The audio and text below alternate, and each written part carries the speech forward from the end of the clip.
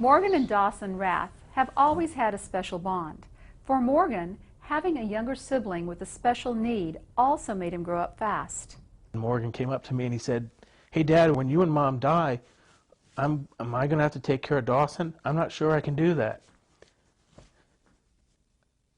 A 9-year-old shouldn't have to be thinking about stuff like that.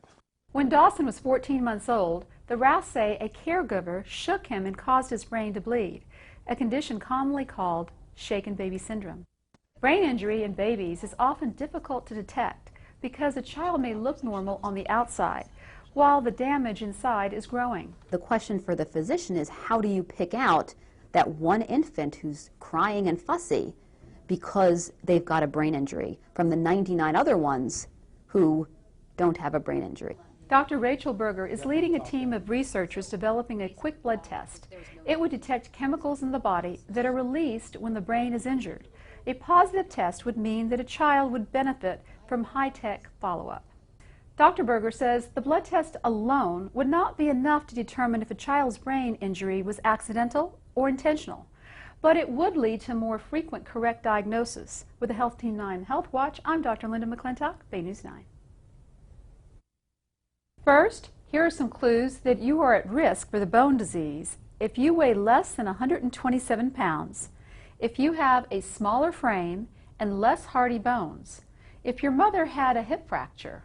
Your risk for a hip fracture is 100% higher.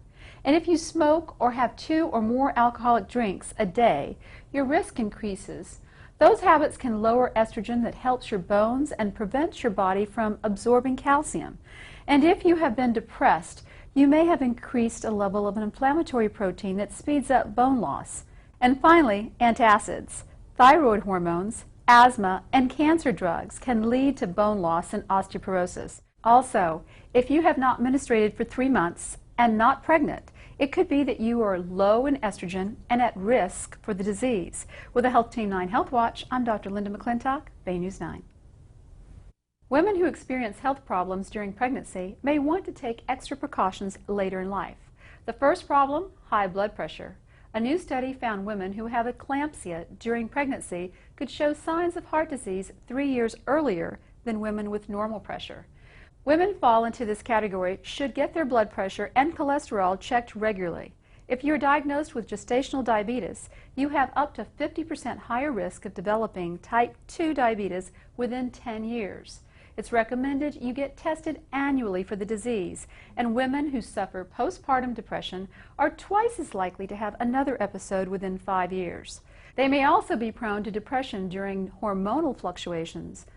Watch out for bouts that last for more than 2 weeks. And while all women who give birth have a higher risk for incontinence, if you struggled through a long labor and push for more than 2 hours, your chances are even greater.